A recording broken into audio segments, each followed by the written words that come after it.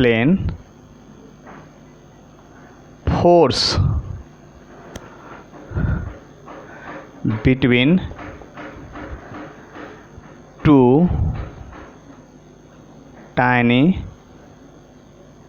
Charge particle.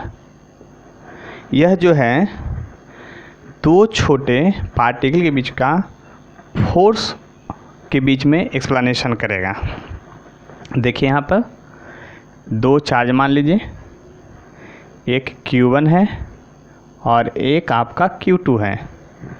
दोनों के बीच का डिस्टेंस जो है क्या है, R है।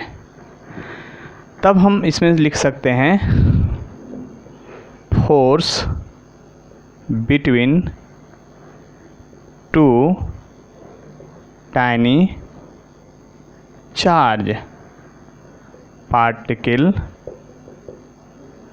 To tiny charge particle is first में डायरेक्टली प्रोपोर्शनल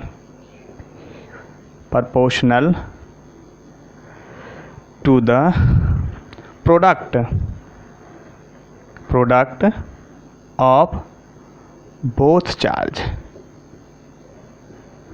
यानी आप लिख सकते हैं F Q1 Q2 इक्वेशन और फर्स्ट। सेकंड में inversely proportional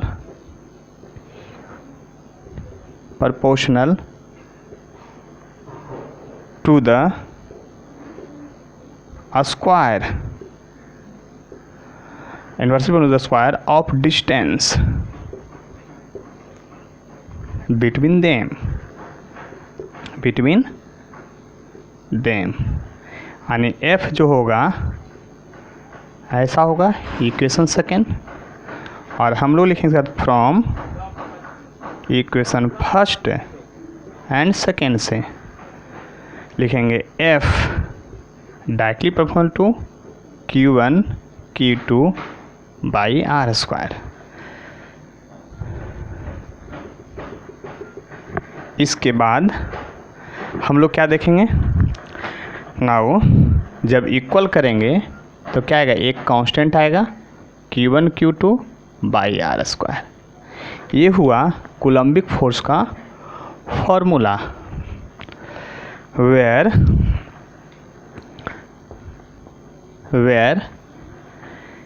K equal to होता 1/4πε0।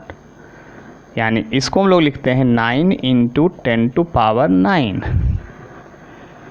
देखिए इसके बाद लिख रहे हैं, इसलिए न्यूटन मीटर स्क्वायर हो गया, कूलम्ब -2। देखिए यानी कि हम लोग क्या देखें, देख लीजिए ध्यान से, Coulomb's law, it explain force between two tiny charge particle. यह दो छोटे चार्ज पार्टिकल के बीच का फोर्स के बारे में एक्सप्लेनेशन करेगा। वो अट्रैक्शन भी हो सकता है, रिपल्सिव हो सकता है।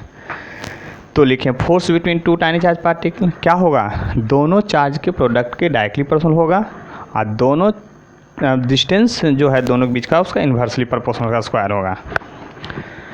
उसी तरह से फार्मूला आ गया आपका, ये फोर्स का फार्मूला हो गया। देखिए ε0 को हम लोग कहते हैं इज नोन एज इलेक्ट्रिक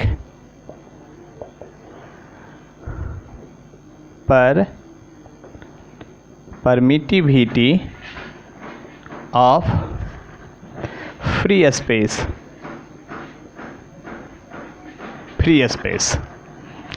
क्या कहलाता है, और electric permittivity of free space, और इसका वैल्यू होगा, या इसको आप लिख सकते हैं। अब इसके बाद देखिए एक क्वेश्चन है जो जनरली सभी जगह आता है, बोर्ड में भी आता है, जेईई मेन 2016 में पूछ चुका है। Find dimension of ε0। Epsilon naught का डायमेंशन निकालना आपको क्या होगा। तो इसको डायमेंशन निकालने के पहले आप लोग क्या करिएगा, तो डायमेंशन निकालने के पहले आप इसमें क्या करेंगे, यहाँ से लाएंगे तो फोर्स का फार्मूला जो हो जाएगा आपका क्या होगा, Q1 Q2 4 pi epsilon not distance का स्क्वायर। तो आप एप्सिलॉन नॉट इक्वल टू लिखेंगे Q1 Q2 4 पाई F और R स्क्वायर। देख लीजिए, देखिए इसका डायमेंशन होता नहीं, इसका डायमेंशन होगा, तो इसको आप क्या लिखेंगे, Q बराबर IT ampere into time, ampere into time, और फिर क्या लिखेंगे, न्यूटन ML/T-2 और फिर L2 लिखेंगे। इसलिए dimension formula of epsilon not is, क्या लिखिएगा, देखिए सबको ऊपर ले चलिए, M-1 L-3 T4 A2। तो बात आप लोग समझ चुके होंगे। देखिए एप्सिलॉन M क्या है, इलेक्ट्रिक परमिटिविटी ऑफ मीडियम, क्या है, इलेक्ट्रिक परमिटिविटी ऑफ मीडियम, और आपका एप्सिलॉन R क्या होगा, relative electric permittivity of medium. यानी कि दो चार्ज पार्टिकल है, मान लिया जाए ये दो चार्ज पार्टिकल हैं, इस दोनों चार्ज पार्टिकल को आप एयर में रखें, फिर इसके बाद इस दोनों को किसी मीडियम में ले जाएं, तो मीडियम में ले जाएंगे तो वही लिखें when two tiny charge particle present in medium then F medium equal to, ये फार्मूला हो, यहाँ मीडियम आ जाएगा, देख लीजिए। और जब इस मीडियम की बात करेंगे, मीडियम वाले फोर्स की बात करेंगे, तो देखिए अब यहाँ मीडियम एप्सिलॉन मीडियम के बदले फार्मूला क्या हो जाएगा, एप्सिलॉन मीडियम इक्वल टू होगा epsilon naught into epsilon R. तो जब ये फार्मूला हो जाएगा तो आप देख लीजिए यहाँ पर आखिर क्या होगा आगे, एफ एयर और equal to by epsilon R हो जाएगा। इसी को समटाइम्स के लिखते हैं, और K is known as dielectric constant of medium.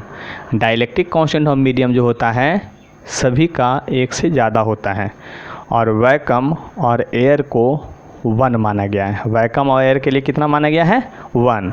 तो यानी कहने का मतलब ये हुआ कि दो चार्ज पार्टिकल को जब आप किसी मीडियम में रखेंगे, तो उसके बीच का फोर्स ऑफ अट्रैक्शन घट जाएगा, क्या होगा, रिड्यूस कर जाएगा, घट जाएगा के टाइम से, क्योंकि देखिए के टाइम से क्या होगा, ये घट जाएगा। यानी कि एक एग्जांपल सिंपल हम बोल देते हैं, फिर आगे हम लोग देखेंगे। जैसे दो चार्ज पार्टिकल को आप एयर में रखिए, उसको फिर वाटर में ले जाइए, तो वाटर का डाइलेक्ट्रिक कांस्टेंट 80 जनरली है, तो फोर्स ऑफ अट्रैक्शन भी 80 टाइम्स क्या होगा, डिक्रीज कर जाएगा, क्या होगा, डिक्रीज कर जाएगा। तो देखिए आगे हम लोग चलते हैं वेक्टर फॉर्म में, कूलम्ब्स लॉ को देखते हैं कि वेक्टर फॉर्म में हम लोग इस तरह इसको कैसे हम लोग देख पाएंगे, क्या चीज़ में, वेक्टर फॉर्म में। तो देखिए वेक्टर फॉर्म में जो है, तो यहाँ दो पॉजिटिव चार्ज लिए हैं, यानी पहले जो है यहाँ पर दोनों पॉजिटिव चार्ज हैं, उसको आप समझ सकते हैं अच्छी तरह से। यहाँ एक Q1 है और यहाँ एक Q2 है, दोनों पॉजिटिव चार्ज हैं। तो जब पॉजिटिव चार्ज है तो आप ध्यान से समझिए यहाँ पर क्या होगा, अब दोनों के बीच में रिपल्सन होगा, क्या होगा, रिपल्सन। तो यह चार्ज के चलते जब इस पर फोर्स निकालेंगे तो इस पर फोर्स इधर लगेगा, क्योंकि इसको धक्का देगा, रिपेल करेगा। जब रिपेल करेगा तो इधर फोर्स होगा, इसके द्वारा जब उस पर स्टडी करेंगे तो उधर रिपेल होगा। यानी कि ये फोर्स जब लिखेंगे तो लिखेंगे force on first due to second, उस पर जब लिखेंगे तब force on second due to first. अगर अब आगे एक पॉजिटिव है और एक नेगेटिव है, एक पॉजिटिव है और दूसरा एक नेगेटिव है, तब पॉजिटिव नेगेटिव में क्या होगा, अट्रैक्टिव फोर्स होगा। कैसा फोर्स होगा, अट्रैक्टिव फोर्स होगा। जब अट्रैक्टिव फोर्स होगा तो देख लीजिए अब ध्यान से क्या होगा आखिर यहाँ पर, तो अट्रैक्टिव फोर्स में होगा तो इस नेगेटिव चार्ज पार्टिकल को ये वाला अपनी ओर खींचेगा, और ये नेगेटिव उसको पॉजिटिव को अपनी ओर खींचेगा, तो डायरेक्शन इस तरह से होगा। लेकिन लिखाएगा उसी तरह से, force on first due to second, force on second due to first. वही लिखें force on first due to second और force on second due to first. लेकिन याद कीजिए यहाँ पर कि दोनों फोर्स, इस दोनों फोर्स का मैग्नीट्यूड, यानी कि एक पेयर ऑफ चार्ज के बीच में फोर्स ऑफ अट्रैक्शन या रिपल्सन सेम होता है, बट डायरेक्शन के कारण यहाँ माइनस साइन है, डायरेक्शन उल्टा होगा, यानी कि यह फोर्स का जो मैग्नीट्यूड होगा वही वो फोर्स का, चाहे चार्ज का अमाउंट कुछ भी हो, मान लीजिए 10 कूलम हो या 1 कूलम हो, कोई फ़र्क नहीं पड़ता है, फोर्स दोनों सेम ही होगा। अब देखिए आगे इसको मेन लिखेंगे, तो यहाँ पर देखिए अब क्या होगा, इसको लिखने का तरीका Q12 मतलब Q1 Q2 R12 का यूनिट वेक्टर लिखा गया, यूनिट वेक्टर का मैग्नीट्यूड 1 होता है, इसलिए यहाँ स्क्वायर ही रह गया जो पहले फॉर्मूला था। लेकिन यहाँ अगर रियल वेक्टर में लिखेंगे तो यहाँ क्यूब जाएगा, क्यों, इसका मैग्नीट्यूड R12 होगा, फिर बाद में जाके ये कैंसिल होगा।